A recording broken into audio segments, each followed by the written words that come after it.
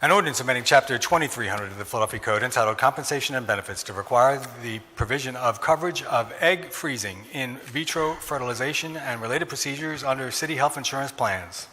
Chair recognizes Councilwoman Gym. Thank you very much, Council President. Before Council today, I joined 12 other women leaders, including my Council colleague, Councilwoman Bass, from across southeastern Pennsylvania to hear testimony on women's health, and in particular on women's reproductive health and the dangers posed by AHCA. We're here today to firmly declare that healthcare for women, LGBTQ people, cancer survivors, and those who struggle to build their families mustn't be optional. The choice to have children as a mother of 3 is a deeply personal one, and the freedom to build a family in whatever ways we choose is at the center of what it means to be human. For many of us, though, this choice isn't simple, and it's not free.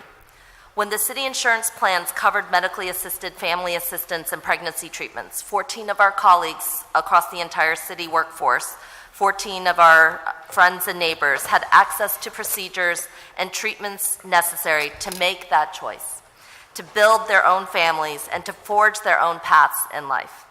These were women, these were our LGBTQ family members, they were cancer survivors, and families that got the help and care that they needed. And that's why, along with my council colleagues, I'm introducing a bill today to require that all insurance plans for city employees cover care for egg freezing, in vitro fertilization, and medically approved procedures for establishing pregnancy. And I deeply want to thank the co-sponsors of this bill, Council Member Heenan, Parker, Greenlee, Reynolds-Brown, Bass, Green, Blackwell, Johnson, and Quinones Sanchez, and the Mayor's administration for working with us on this. As we fight for a medical system for all, for a system that truly meets the needs and the choices and the lives of all Philadelphians and all Americans, we are firm in the conviction that it's up to all of us to share the burdens of caring for and lifting up one another in our moments of pain and of challenge and especially of joy.